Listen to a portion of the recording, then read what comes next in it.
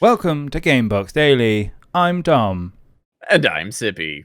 Fortnite is huge. It's everywhere. You can find it in your supermarket, video store, and cookbooks. Due to its huge success in the esports world, Epic hosts a grandiose tournament known as the Fortnite Championship Series, and it's a very big deal. Not only are there millions of dollars to win, but just being part of it guarantees at least some money. That is, unless you happen to get disqualified from the proceedings, which one team has found out the hard way. A trio of competitive Fortnite players who had entered the FNC has had their opportunity taken from them after one of the players told Donald Mustard, chief creative officer at Epic Games, to go kill himself. The team had qualified for the grand finals of the FNCs and was set to compete this weekend, but that has all come to a halt because of the comments made by one player, Wrigley. On Sunday, Wrigley posted a tweet out saying, like literally fucking kill yourself, at Donald Mustard, and then tagged Epic Games chief creative officer. And to no surprise, Epic Games reprimanded Wrigley, disqualifying him from the tournament. Wrigley isn't the only one to go down with this sinking ship either. His teammates have also been removed, who go by the handles Dictate and Users. The duo say they had nothing to do with Wrigley's outburst, but as a result of his actions, they could no longer participate in the tournament, and nor are they allowed to find a replacement for the offending team member. According to his team, the tweet was a result of him being triggered after getting sniped in the first game of the grand finals. The duo also claimed that they were not aware of the tweet until the day after, at which point it had already been deleted. Since then, Users fans have rallied and tried to reach out to Epic Games over the decision, due to the endless amount of time into the game for a chance at life-changing money. Rather than having all of that go down the drain, let the team have an opportunity to pick a substitute for Wrigley. Since the statement, Epic Games representatives have told Polygon, the host of the original interview, that the company's community rules, which clearly state that interacting with others in a way that is predatory, threatening, intimidating, lewd, demeaning, derogatory, invasive of privacy, or abusive, are not allowed. Breaking these guidelines can be grounds for bans or any other punishment that Epic sees fit. What does the future hold for the team? We'll have to wait and see, but for now, the team will leave empty-handed from a tournament that, even had they come in last, would have won them a good chunk of money. Okay, I'm going to be Mr. Unpopular for this thought piece here, but all I can say is good. That's pretty much it. If you act unprofessional in a professional tournament, you deserve to get, what's coming to you. And to be honest, if you take this away, the fact this is an esports event, etc., whatever, statements like this are completely unacceptable. He bit the hand that fed him, and I think this needs to happen.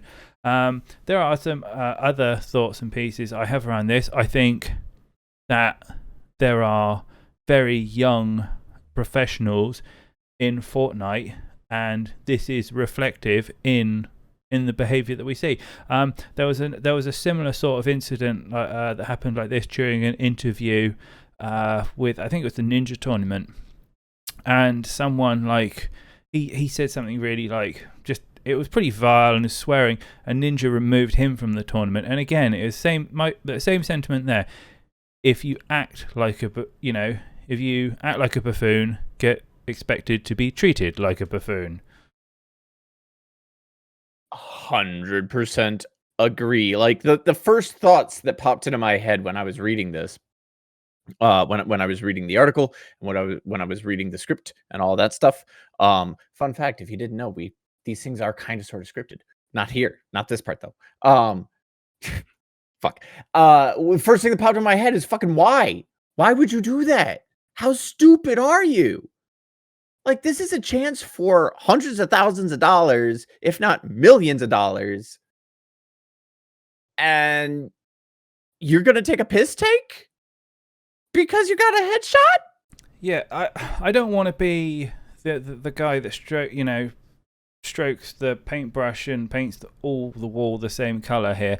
And I've worked with plenty of young professionals in the StarCraft 2 scene, and they have been really, really respective. When we used to do work with the GSL, for example, the young and up-and-coming professionals there were so polite, and you never saw any of this. And there were harsh rules in the tournament that you had to politely greet your opponent, and you had to say GG at the end of it, and there wasn't meant to be interaction, but nonetheless they were polite. And I just don't know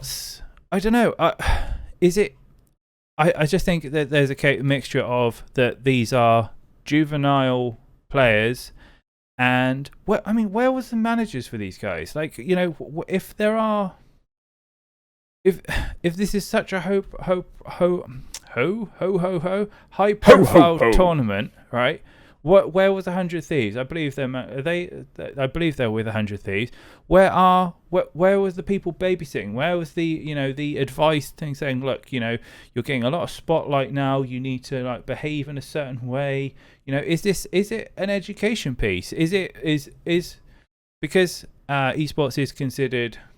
I think it has matured for many, many years, but I still feel like in some ways that it still needs to blossom in other ways. Like, there was a story on Valorant the other day that people kicked up a fuss because the tournament organisers said you're not to teabag players, right? And people were like, "Oh my god, what's this?" And I was just like, guys, you're meant to be professionals, enjoying the craft, not making imagine this was on national TV, for example. I think because that is ultimately the goal.